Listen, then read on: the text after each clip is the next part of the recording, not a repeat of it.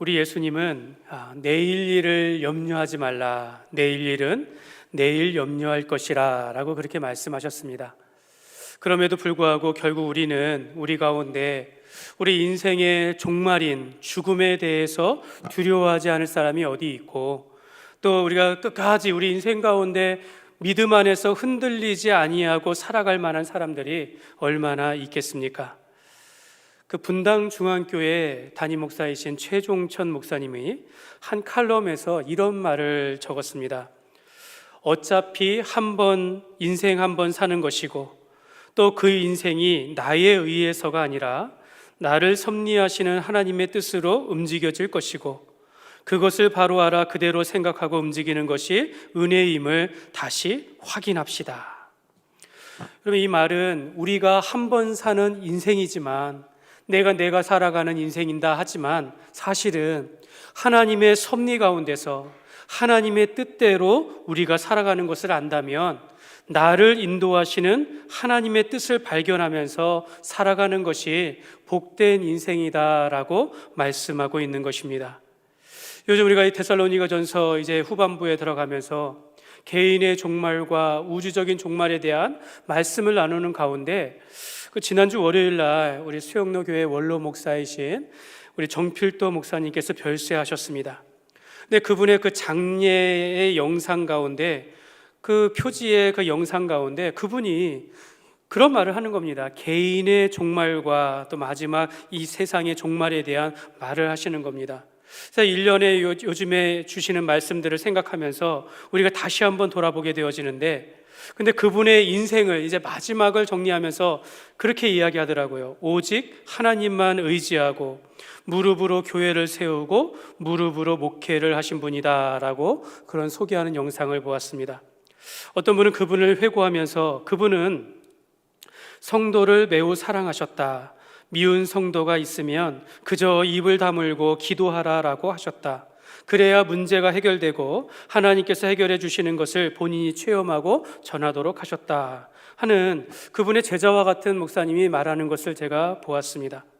제가 이렇게 눈에 자꾸 들어오고 귀에 들어오는 것이 바로 그분의 인생을 기도로 목회하신 분이다라는 말입니다. 저는 목회하는 가운데 제 마음에 하나님 아버지께 늘 죄송한 마음이 하나 있습니다. 2년 전에 3월 첫 주에 우리 교회를 처음 부임하면서 코로나 팬데믹으로 인해서 예배를 2주간 드리지 못했습니다. 그때로부터 우리가 오후 예배를 드리지 못하면서 언제나 이것을 회복해야 할까, 이런 마음을 늘 간절한 마음이 있었습니다. 여러분, 당시에는 이 코로나에 대해서 정보가 많지 않았고 그 공포가 이루 말할 수 없고 실제로 치명률이 굉장히 높았습니다. 그래서 그때로부터 우리가 회복해야 할 때와 시기를 주님께 맡기면서 기다리면서 지금까지 왔는데요, 올해를 제가 시작하면서 하나님 앞에 기도하면서, 하나님, 우리 교회가 코로나19의 상황과 상관없이 하나님 앞에 예배를 회복하기를 원합니다. 다만 좀 나아졌으면 좋겠는데요 했지만, 여러분, 우리가 지금 코로나의 상황은 그렇게 나아지지 않았습니다. 여러분들도 아시다시피 우리 교회 한 20여 명 이상 정도가 다 코로나에 걸리고 나아가는 그런 과정 가운데 있는, 정말 어느 때보다 어려운 가운데 있는 것 같습니다. 그럼에도 불구하고 우리가 3월 첫 주부터 세미나를 통해서 오후 시간을 우리가 회복하고 있습니다. 근데 주님께서 이렇게 말씀하시는 겁니다. 그런 마음을 주시는 겁니다.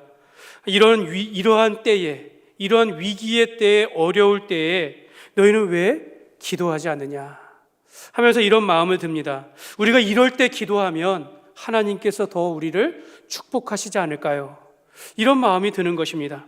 주님께서 우리의 위기의 때에 기도하는 마음을 우리에게 주시면서 우리가 인간의 개인의 종말과 죽음을 생각해보고 이 세상의 어려운 환경들을 우리가 돌아보면서 우리가 이 긴급하고 혼란스러울 때에 우리가 기도해야 하지 않는가? 우리의 어차피 살아가는 인생, 하나님의 뜻에 의해서 하나님의 섭리 가운데 살아간다면 하나님께서 주시는 마음을 따라서 주님을 위하여 우리가 살아가며 기도해야 할 때가 아닌가, 이런 생각을 하게 되어집니다. 저는 우리가 이럴 때, 오히려 이렇게 힘들 때, 기도하기 어려울 때, 위기의 때에 우리가 기도하면 하나님께서 오히려 이 기도를 통해서 우리 모두를 회복시켜 주시고 부흥의 문을 열어 주시기를 그렇게 기도합니다.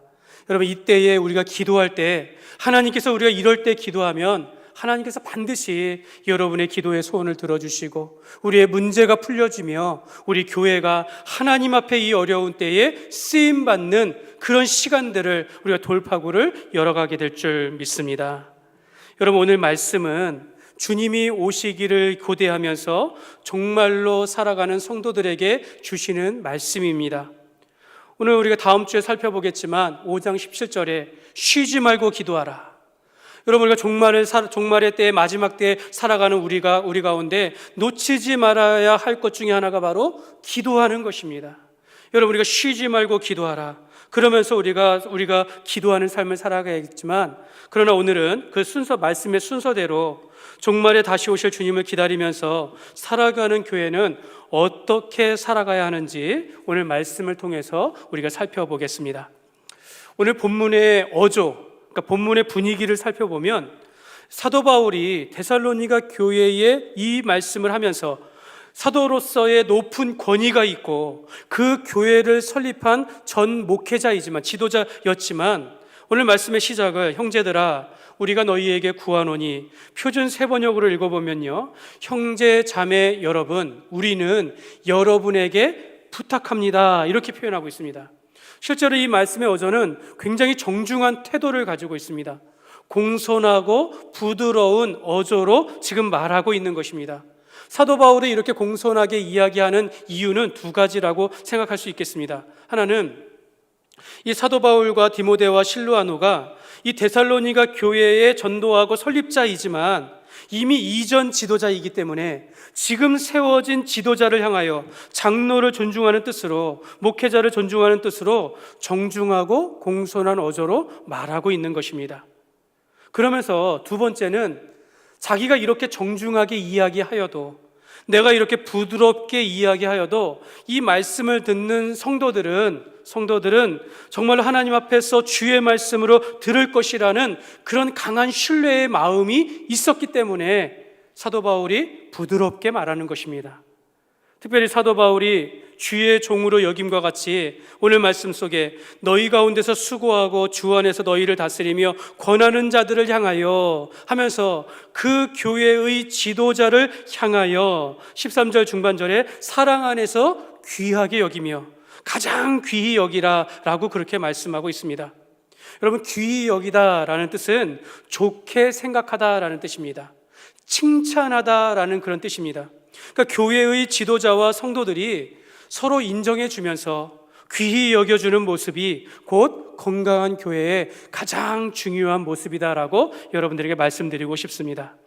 에베소서 4장 11절에서 12절에 보면 그가 어떤 사람은 사도로, 어떤 사람은 선지자로, 어떤 사람은 복음 전하는 자로, 어떤 사람은 목사와 교사로 삼으셨으니 이는 성도를 온전하게 하며 봉사의 일을 하게 하며 그리스도의 몸을 세우려 하심이라.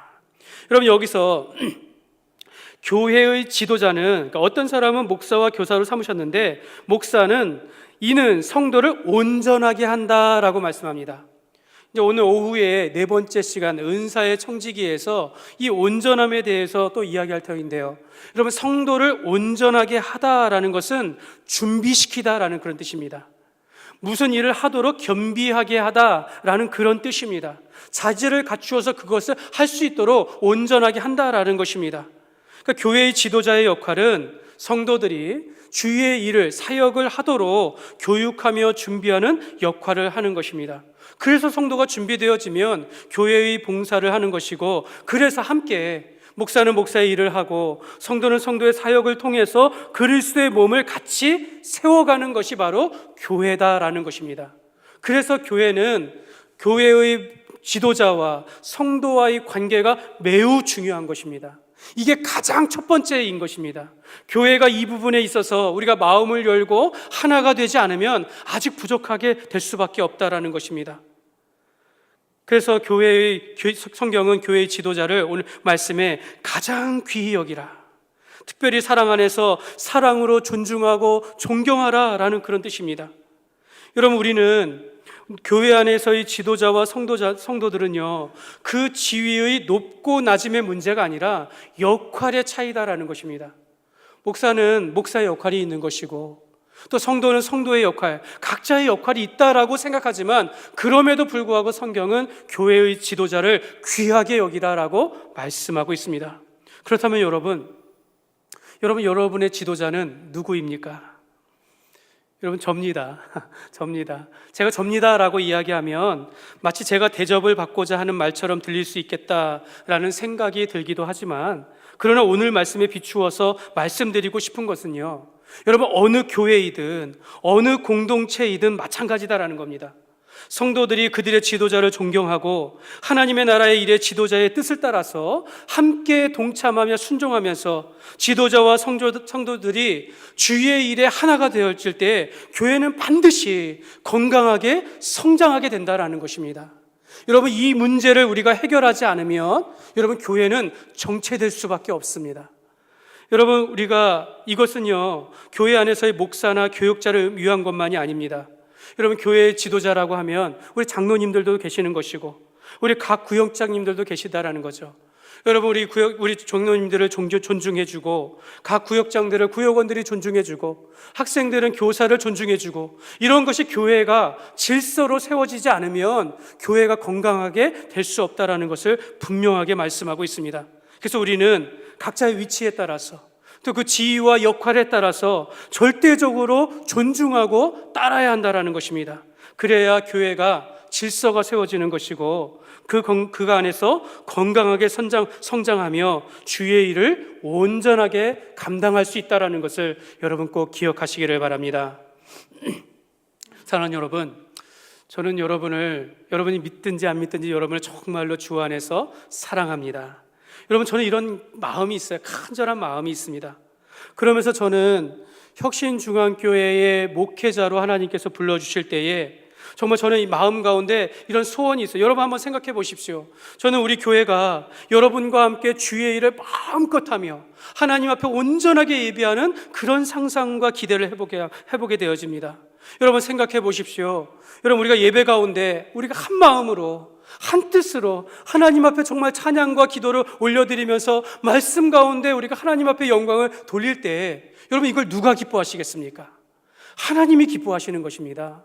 우리가 온 마음을 열어서 우리가 하나 되어서 마음껏 하나님 앞에 우리가 정말 찬양을 올려드리고 마음껏 기도하고 말씀 가운데 우리를 듣는다면 하나님께서 기뻐하시면서 우리에게 정말로 폭포수와 같은 은혜를 내려주신다라는 것입니다. 여러분, 우리가 이 마음을 가지고 있어야 하는 것이죠. 또한 우리가 이런 생각을 해보십시오. 여러분, 우리 모두가 다 하나님의 사역자가 되는 겁니다. 그래서 우리가 주의 복음을 위하여 맡은 자의 역할에서 그 일들을 잘 감당할 때, 여러분, 우리가 이웃을 섬기고 우리가 맡겨진 사명을 따라서 일을 열심히 하면 여러분, 주변에서 소문이 나가지고 칭찬을 듣는 교회가 되는 겁니다. 그러면 여러분, 누가 기뻐하실까요? 하나님이 기뻐하시는 것입니다.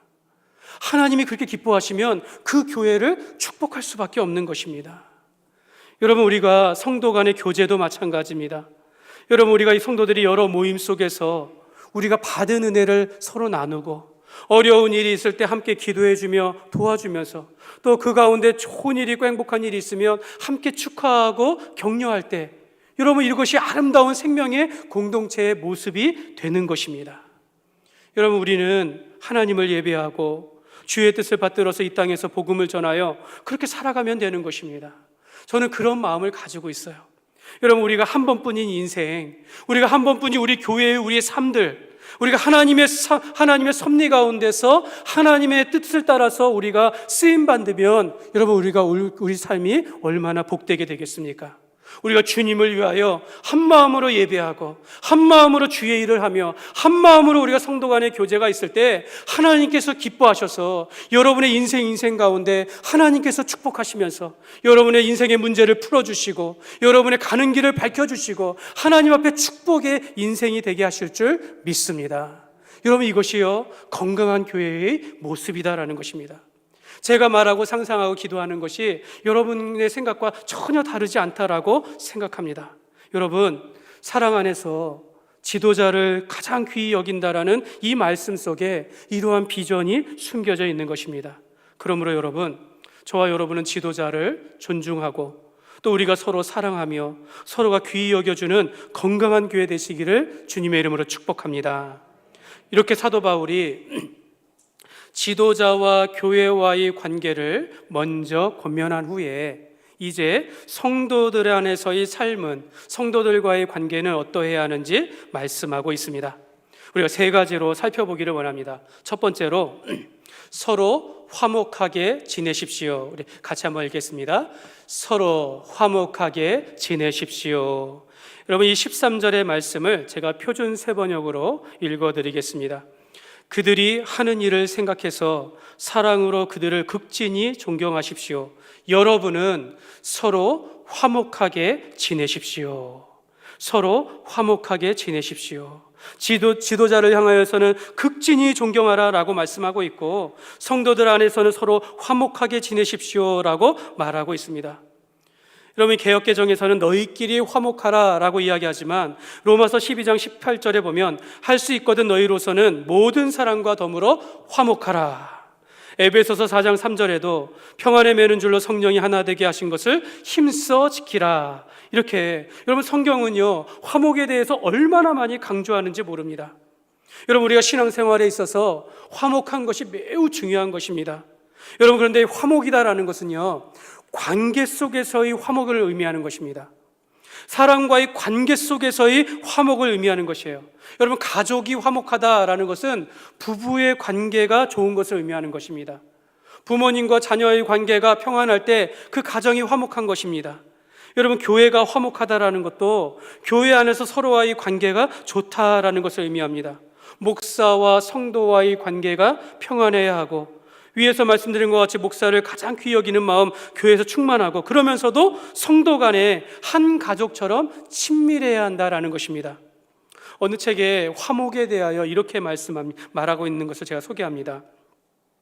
화목을 이루기 위한 가장 좋은 길은 모든 신자들이 하나님께 받은 은사로 섬기며 다른 사람들이 그들의 은사를 사용하도록 하며 하나님께서 자신들을 통해 이루고 계시는 일을 위해 서로 사랑하고 존경하는 것이다. 여러분, 이 화목이다라는 것은 일하는 가운데서의 관계를 의미하는 것입니다. 우리가 주님의 일을 할 때 화목하게 하라라는 뜻입니다. 우리가 다 일을 할 때, 주님의 일을 할 때 그 사람이 일을 하도록 우리가 격려하고 함께 하도록 하는 것이며, 또한 우리가 일을 하는 가운데 격려를 받는 것, 이런 것들을 하는 것이에요.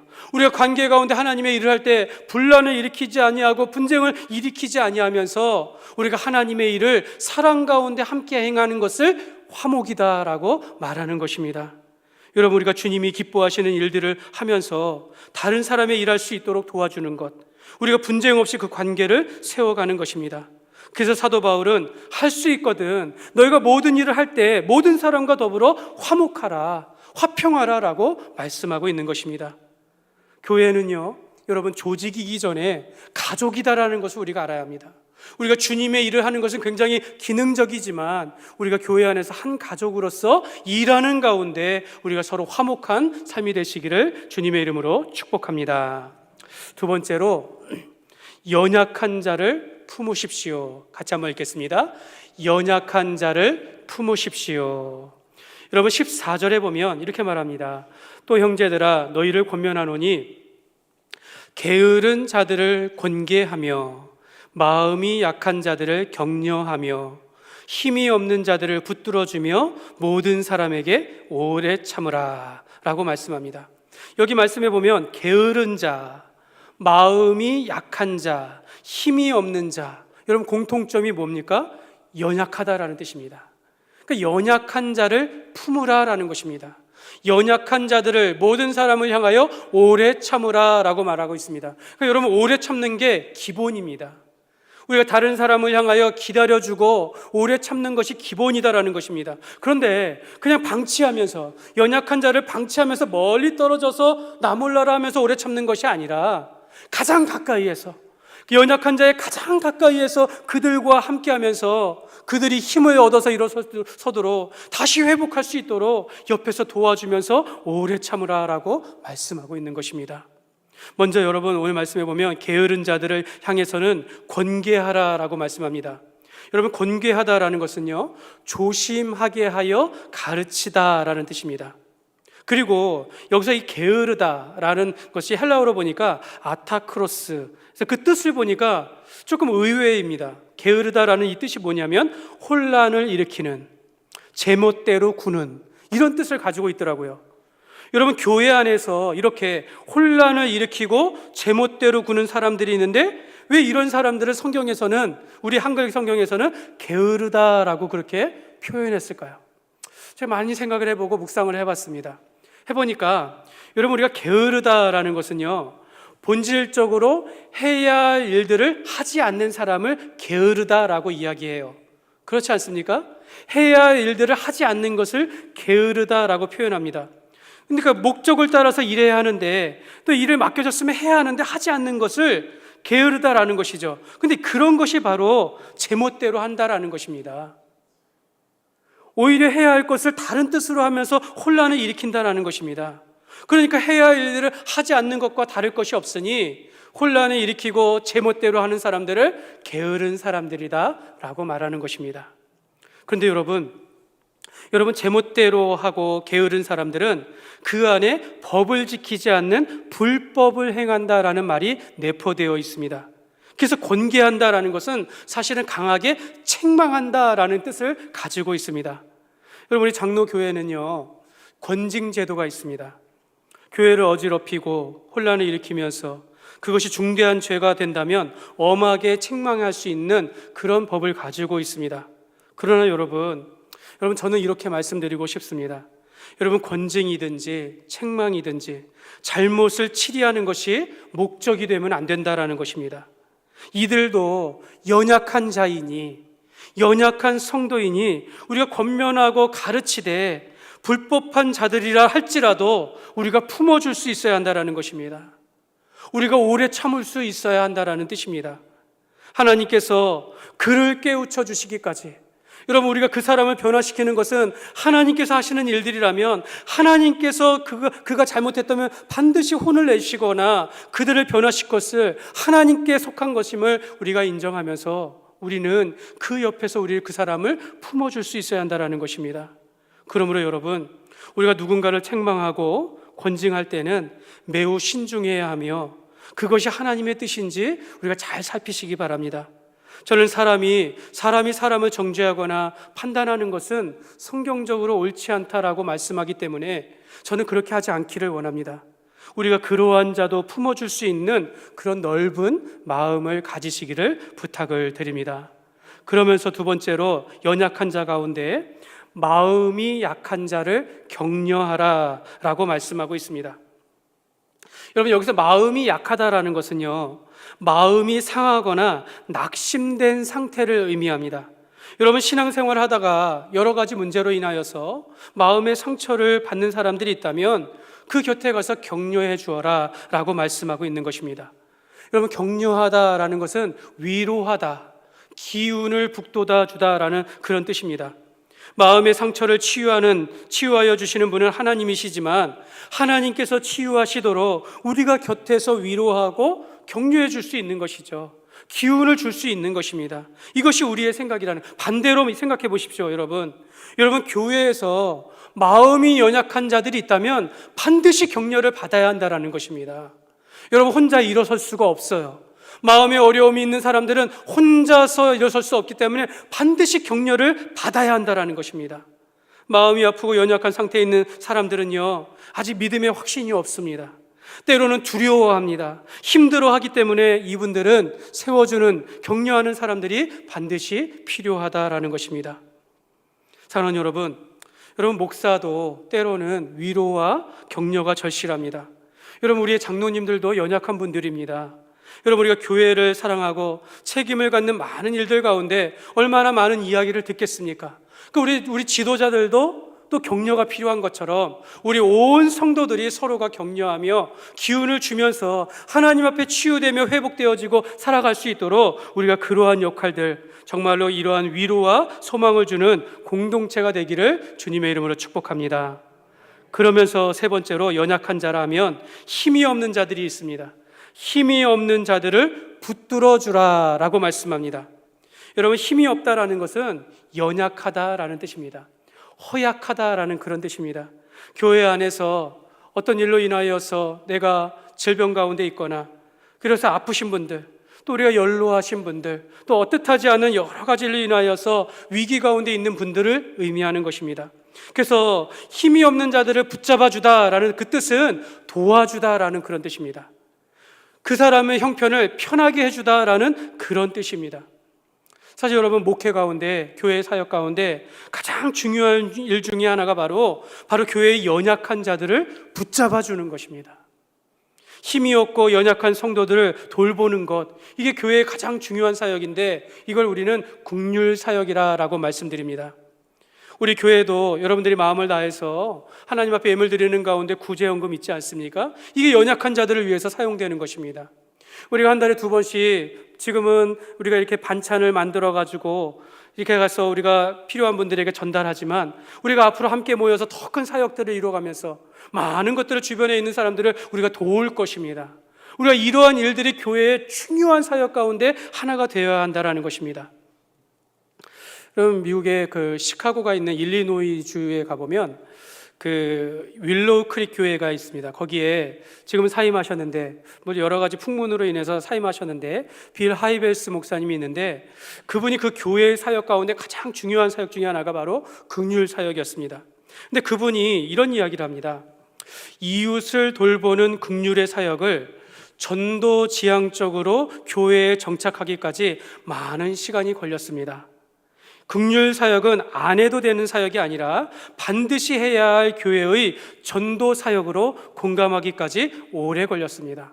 무슨 말입니까? 우리가 성도라면 당연히 어려운 사람을 돕는 거 가지고 있어요. 사랑해야 한다, 도와줘야 한다, 우리가 지켜줘야 한다. 그러나 그것이 전도지향적으로, 그러니까 여러분, 전도는 교회가 해야 되고 안 해야 되고 하는 것이 아니라 반드시 붙잡아야 할 사역이라는 것입니다. 그러니까 우리가 긍휼의 사역을 전도지향적으로 온 교회가 이 일에 매진하기 위해서는 많은 공감의 시간들과 많은 시간들이 걸렸다라는 것입니다.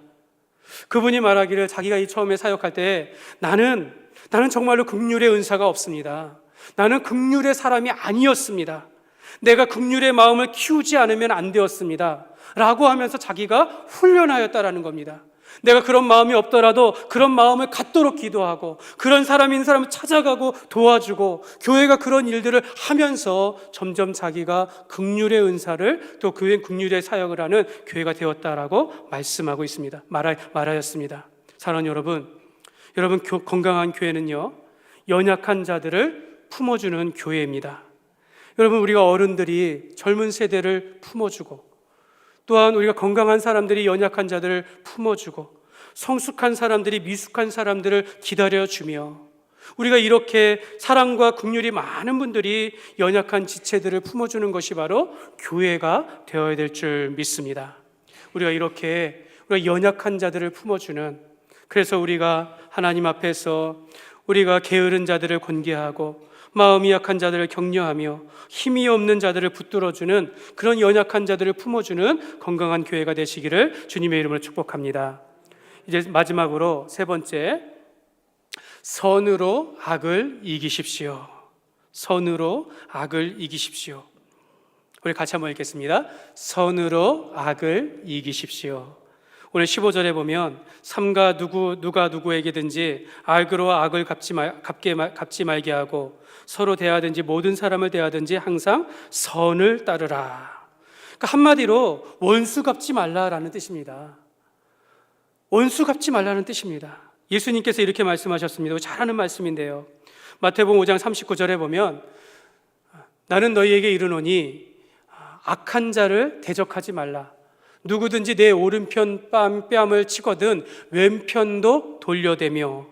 그러면서 43절과 44절에 보면, 또 내 이웃을 사랑하고 내 원수를 미워하라 하였다라는 것을 너희가 들었으나 나는 너희에게 이르노니 너희 원수를 사랑하며 너희를 박해하는 자를 위하여 기도하라.